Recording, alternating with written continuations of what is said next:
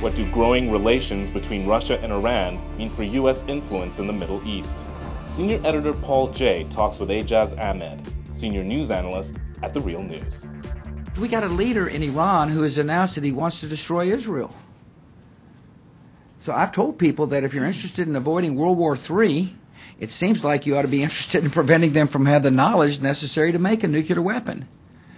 And I take the threat of Iran with a nuclear weapon very seriously. Aijaz, when he says, I've told people, if you want to avoid World War III, I don't know what other people he could be talking about except President Putin. Is this a shot across the bow of Putin? I am amazed how casually the President of the United States can threaten World War III, as if it's just around the corner and the US would just unleash it if the Iranis acquire the knowledge, the technology to enrich uranium at all. The irresponsibility of a statement of that kind is the first thing that strikes me about this World War III.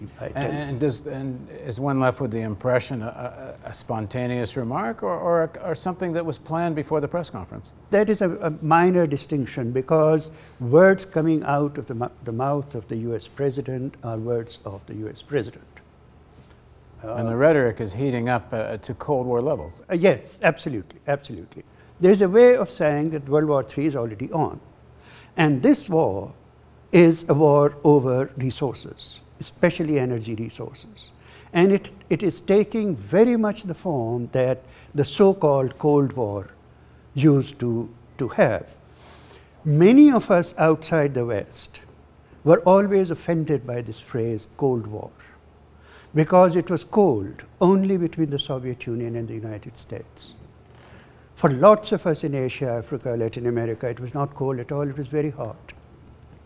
And you're witnessing the same kind of division now, in which a Cold War is escalating between the United States and Russia, whereas real hot wars, lethal hot wars, are multiplying. With hundreds of thousands of people being killed. Hundreds of thousands of people being killed directly, millions of people suffering, and so on. And if you have an invasion of Iran, it will be historically unprecedented in its level of destruction and ferocity.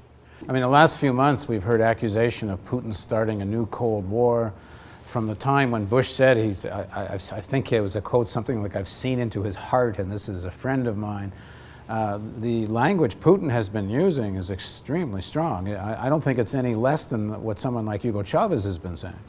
Well, it began with his speech in Munich, and Putin blasted the United States as acting irresponsibly, acting without consulting the international community, as posing threat to world peace.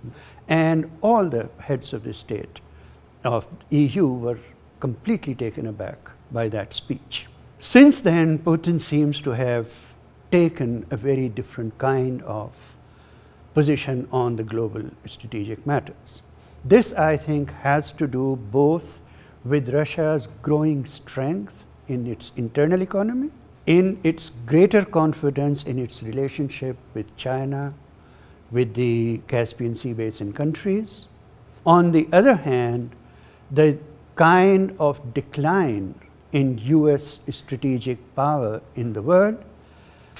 And thirdly, the kind of talk that is coming out of Washington about invasion of Iran in the near future. So these three elements, I believe, account for a very considerable shift in Putin's rhetoric, certainly. He said categorically that no state of the region can be used for aggression against any other state.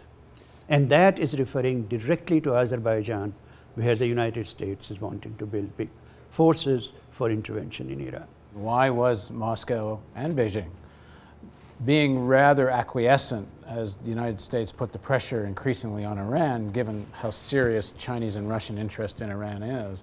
Putin has come out in some ways swinging in the last few weeks. China, in a sense, is more consistent. The Chinese position, which they often reiterate, is that The transition inside China from a backward country to an advanced country is going to take 20 years or so, and during this period, China will not take any major role in global politics. It will not act as a global power because it is not. Russia has been actually quite unpredictable. In the run-up to the Iraq war, Russia kept making all kinds of rhetorical noises, but when it came to actually doing something in the Security Council, it did not. On the question of Iran, it has made all kinds of noises, and not only noises, has provided to Iran its most sophisticated defense weaponry.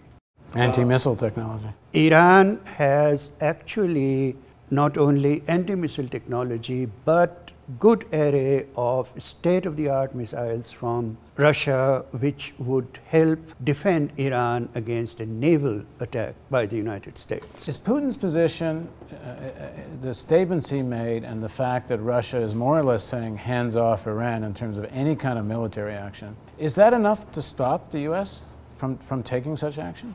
That is very hard again to tell. Everybody tried to prevent the United States from going into Iraq, or at least major powers tried to. They went unilaterally. How unilaterally they'll go into Iran, we don't know. They will have to make a very different kind of decision, which is that Iran is not Iraq, because Iraqi society had been profoundly damaged by the whole period of the sanctions, which had lasted for about 12 years by the time the invasion actually took place. Iran is quite different from that.